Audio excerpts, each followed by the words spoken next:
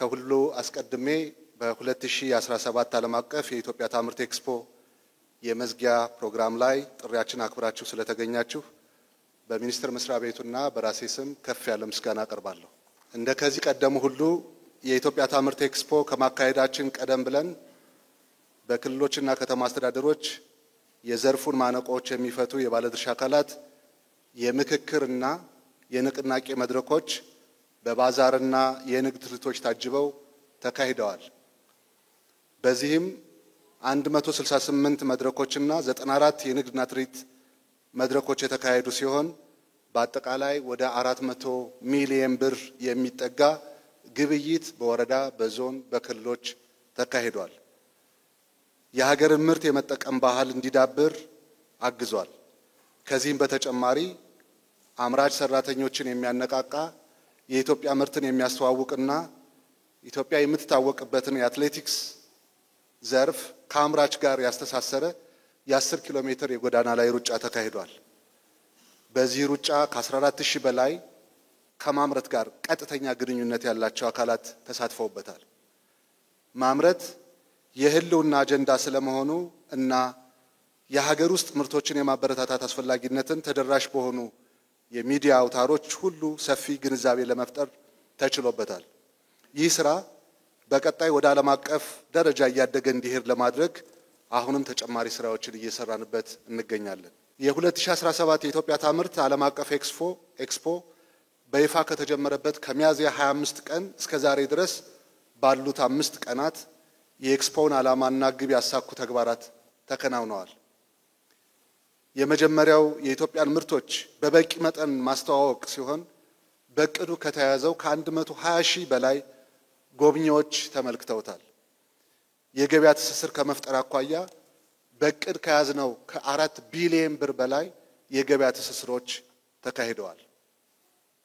የኢንዱስትሪዎችን ማነቆ በጠንካራ ቅንጅት የመፍታትና የፖሊሲ አማራጮችን የማየት ዓላማ ያለው ፓናል ውይይት ትልቅ ትምህርት በሚሰጥ መንገድ ተከናውኗል።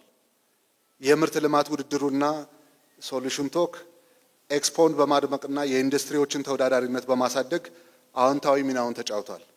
ኤክስፖን የመጎብኘት እድል ካገኙ የሀገር ውስጥና የውጭ ዜጎች እንደተረዳ ነው በኤክስፖ የቀረቡ ምርቶች ከዓመት ወደ ዓመት በጥራት በአይነትና በመጠን በእጅጉ ያደጉ መሆናቸውን፣ ዜጎች የሀገራቸውን ምርት ለመጠቀም ፍላጎት እያሳደሩ መሆኑን፣ የዜጎች የፈጠራና ቴክኖሎጂን የመቅዳትና የማላመድ አቅም መሻሻሉና በአጠቃላይ የዘርፉን ዘላቂ ተወዳዳሪነት ያሳየ እምቅ አቅም እንዳለን ያመላከተ ኤክስፖ እንደሆነ ተገንዝበናል።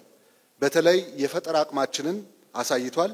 የማምረቻ መሳሪያዎችን በማምረት ወደ ገበያ የማስገባት ስራው የወደፊቱን የመልማት ተስፋችን ከኋላ ተነስቶ ፈጥኖ የመድረስ የዲጂታል ዘመን እድል መጠቀማችንና የባከነውን የማሸለብ ዘመን መሻገር መቻላችንን የሚያመላክት በፈጣን የእድገት አዙሪት እየገባን መሆኑን የሚያሳይ ነው።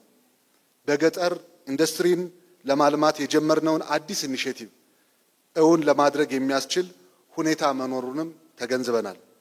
የመንግስት ፖሊሲዎችና የልማት መሰረቶች ውጤታማነት የሚወሰነው የግል ዘርፉ ተጠቅሞ ሀብት መፍጠርና ጠንካራ ኢኮኖሚ ለመገንባት የሚችልበት ሁኔታ ሲኖር ነው። በዚህ መሰረት ሁሉንም ፈተናዎች ተቋቁማችሁ ውጤት በማስመዝገባችሁ ለውቅና በመታጨታችሁ እንኳን ደስ አላችሁ ልላችሁ እወዳለሁ። የኢትዮጵያ ታምርት ንቅናቄና ኤክስፖ በመጪው ዓመትም ተጠናክሮ የሚቀጥል ሲሆን በተለይ ይህ የኢንዱስትሪያላይዜሽን ንቅናቄ የዝግጅት መፍጠሪያ ምዕራፉን በተሳካ ሁኔታ ያጠናቀቀና ወደ ተሟላ ትግበራ እየገባ ስለሆነ በመጪው ዓመታት በዘርፉ የላቀ ውጤት እንደሚያመጣ ይጠበቃል። ኢትዮጵያ ታምርት ኤክስፖም ከዚህ ባደገና ዓለም አቀፋዊ ይዘቱን በጠበቀ ደረጃ በሚቀጥለው ዓመት ከሚያዝያ 24 እስከ ሚያዝያ 28 ባለው ጊዜ ይካሄዳል። አምራቾችም የእስካሁኑን ተሞክሮ በመጠቀም ምርታቸውን በጥራት አሻሽለው እንደሚመጡና ለዓለም አቀፍ ውድድር የሚያግዝ የምርት ሰርቲፊኬት ይዘው እንደሚሳተፉ ይጠበቃል። አንዱ የመሳተፊያ መስፈርት ሆኖ የሚያገለግለውም ምርትን በጥራት ማምረትና ሰርቲፋይ መሆን ይሆናል ማለት ነው።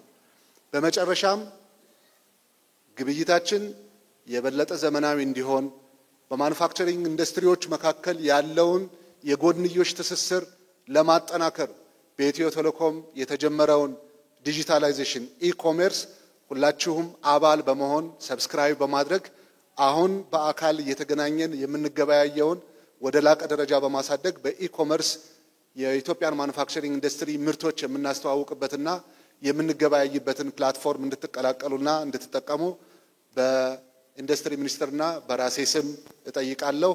በድጋሚ እንኳን ደህና መጣችሁ። አመሰግናለሁ።